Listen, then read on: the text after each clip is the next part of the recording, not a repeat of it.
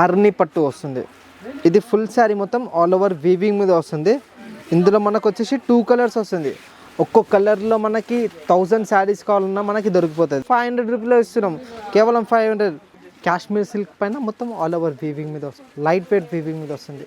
ఇది వచ్చేసి ఫ్యాన్సీ పళ్ళు వస్తుంది. ఇట్లా ఫుల్ శారీ మొత్తం ఇట్లా వీవింగ్లో వస్తుంది.